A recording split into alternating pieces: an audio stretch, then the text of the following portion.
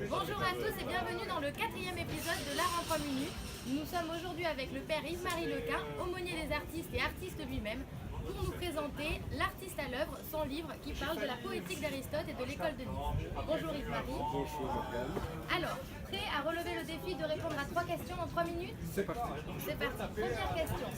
Présentez-vous et parlez-nous un peu de votre travail avec les artistes à Nice. Qu'est-ce que vous faites pour défendre tout ça? Alors moi je suis donc aumônier des artistes pour toute la Côte d'Azur, Monaco compris.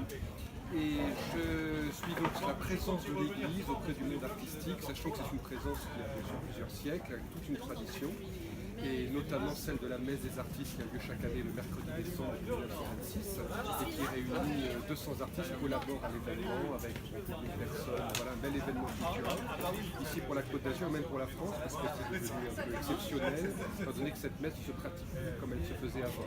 Donc on a renouvelé le genre.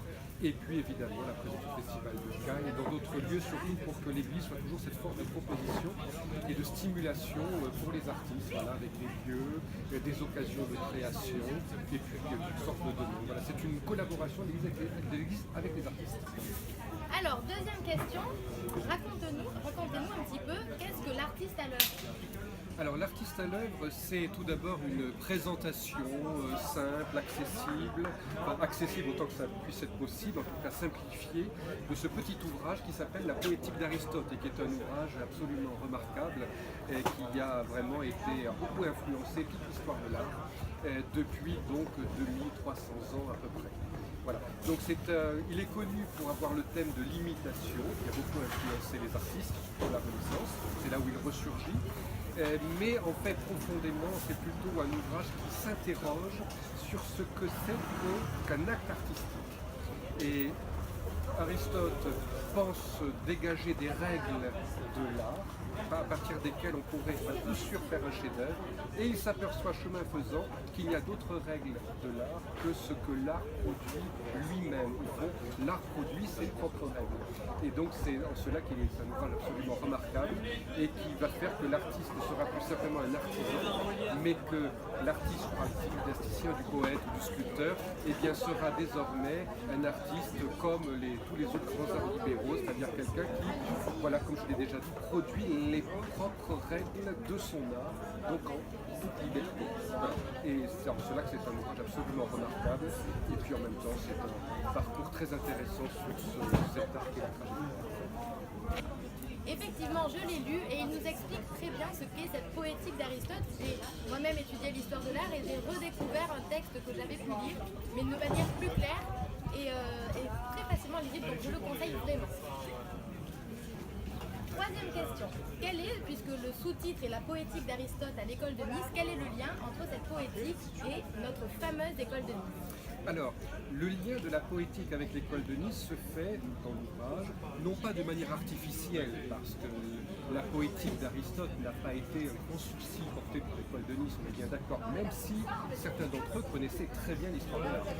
Mais ce que j'ai voulu faire, c'est voulu faire dialoguer ce petit ouvrage avec l'école de Nice, puisqu'il est produit aux éditions Bélésange ici, et avec des photos de Frédéric Altman, et puis surtout quelques citations d'Armand qui émaillent l'ouvrage pour montrer au fond l'actualité de cet ouvrage, montrer qu'il est toujours au fond au cœur de toute question artistique. Et ce que j'ai admiré dans l'école de Nice, et que je trouve en résonance avec la poétique d'Aristote, c'est qu'au fond, ici, l'art dormait un peu, enfin, du point de vue en tout cas de ceux qui ont fondé cette école de Nice. C'était un art qui dormait, qui sommeillait, où on répétait l'école de Paris. Tout d'un coup, le désir, ça a été ici, à Nice, et bien de permettre à beaucoup d'artistes qui avaient envie de vivre leur art, de le vivre vraiment, encore une fois, en dégageant leurs propres règles, même s'ils s'inspiraient d'autres traditions, et bien de faire un art vraiment personnel, et non pas un art de répétition. Donc pas un art justement d'imitation, mais que ce soit, comme le dit Aristote, une imitation vive, c'est-à-dire d'aller trouver dans leur propre nature les motifs, les raisons de leur production.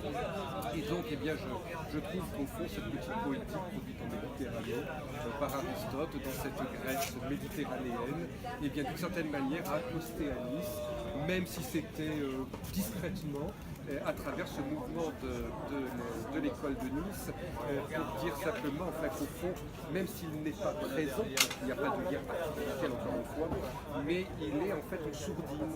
Et je dirais que pour ceux qui s'intéressent à l'histoire de l'art, il s'apercevraient qu'au fond, cette liberté créatrice de l'artiste, cette manière de produire ses propres règles en toute liberté, de produire l'art qu'on a envie de produire en dehors de toutes les écoles, de produire des communistes, d'être au fond l'initiateur, le novateur, le créateur, le premier dans son art, comme le rappelle une des formes, par exemple, du mouvement Fluxus en particulier, et bien le mouvement Fluxus, et bien cela est vraiment propre et à l'école de Nice, et au fond comme un écho de ce que déjà Aristote disait 2300 ans. Merci beaucoup Yves-Marie, j'espère que vous avez tout compris et que cela vous a donné envie de lire le livre. A très bientôt pour un prochain épisode. Merci, au revoir.